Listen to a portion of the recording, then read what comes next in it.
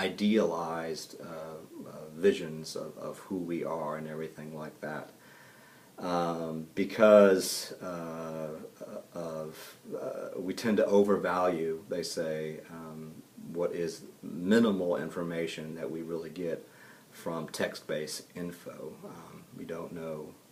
When you just are reading something somebody wrote, you don't have all the nonverbal cues and everything like that. So that's the idea. But here, how this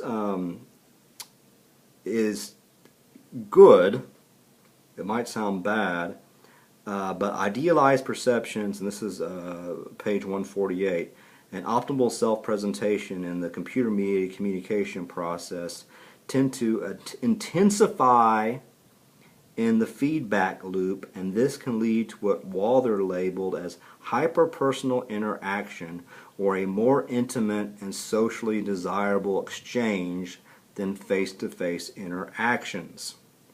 And that whole idea of hyper-personal is very important. Hyper-personal interaction is enhanced when no face-to-face relationship exists, so that users construct impressions and present themselves without the interference of environmental reality. Hyper-personal interaction has been found to skew perceptions of relation patterns in positive ways. So it's skewed, but in positive ways. In some cases, computer-mediated relationships may exceed, even though it's skewed, exceed face-to-face interactions in terms of intensity, including within online support groups. Long and short of it, some online communication can be more personal, more everything, I suppose, than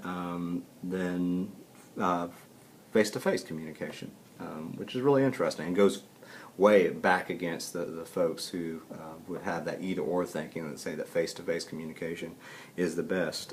Hyper-personal can actually be, as the name exists, more personal than face-to-face communication. Okay, the final little cool theory is the optimal matching theory. So I got some matches. So basically, the idea is we have needs. We have social needs, and so we look for people, who, whatever their skills might be, to match those needs. So we optimize our needs. Or we have our needs, we optimize what folks can give us. That's basically the idea. And so it makes sense. We get better support that way because people are giving us the stuff that we need. That makes sense. So if we need emotional support and somebody does not give us emotional support but more of sort of informational support, that's a problem, right? You know the whole thing, if you're taking gender and communication, and you talk about like listening and issues of empathy, and oftentimes the folks are telling you problems, what they're looking for is emotional support, not sort of task-oriented support. And what some of the research says that women are much better at offering sort of emotional support. You know, oh, I'm so sorry this is happening to you. You know, blah, you can do, you know, that type of stuff. Where men are more like, well, here's what you should do to fix it. Blah blah blah blah blah.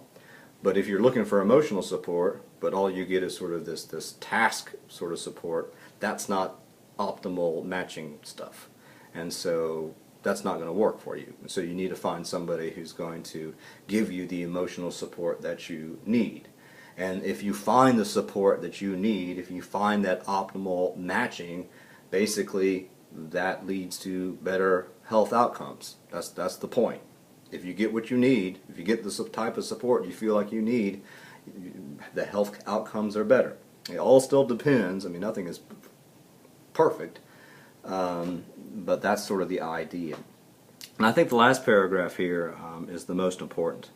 While this model starts on bottom page 148 and goes up to 149, while this model has been applied to a variety of face-to-face supportive context, relatively few researchers have used this framework to investigate computer-mediated support.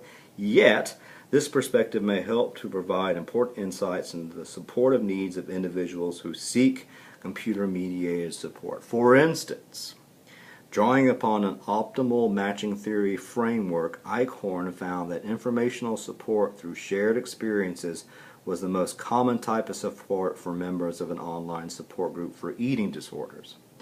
Moreover, Sullivan found that men were more likely to seek informational support, within online support groups, whereas women are more likely to seek emotional support and validation. So some really, really interesting findings here. And the last bit you can sort of read, but basically, as all these chapters have done, this is a new area. We need more research. All this stuff is very, very academic. And so that's what this last sort of page and a half and whatever does. You know, we need more studies. So I'll let you read that. But in the end, the dog barks. The lecture is not over until the fat dog barks. Basically, what in the end, what should we think about this? What's the big takeaway? And my takeaway is basically that, again, there is this constant blur, this blend, this convergence between face-to-face and computer-mediated communication, CMC.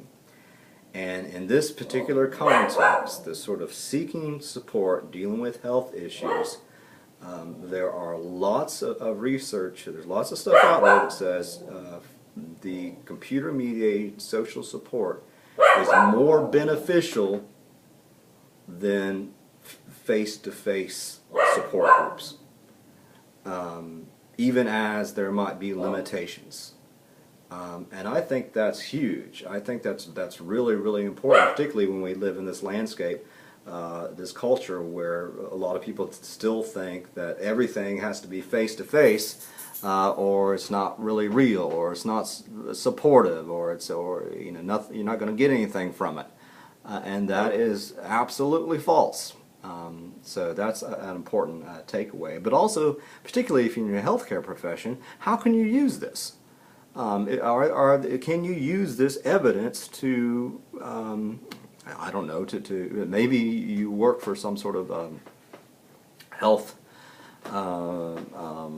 maybe, I don't know.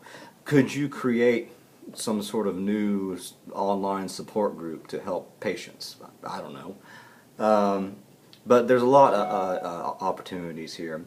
And there's probably more information out there. I know there's more information out there. So one of the things that I would do, if you particularly are in the healthcare setting and majoring in health communication, go out there and look at more websites, because this might be a really, really good topic for your first paper. What are the uses and advantages and everything like that, or best practices in using CMC for support when it comes to health issues? I think this is a really fascinating and important topic. And now I am going to go seek support from the barking in some sort of fashion. Again, tomorrow, Wednesday, is your catch-up day.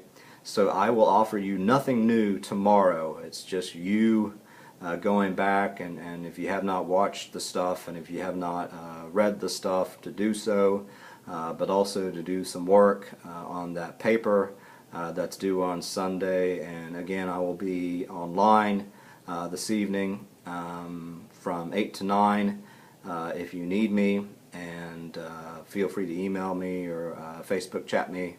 Again, you can search Jason Brian Munsell. Please don't use my random, or the Jason Munsell, because that's my personal stuff. Jason Brian Munsell with my middle name. Also, on Thursday I will have some new stuff for you. So I will be in touch. I'll be emailing you as well. But please, please, please let me know how I can be supportive. Take care. Have a wonderful rest of the day, and enjoy the rain. Bye.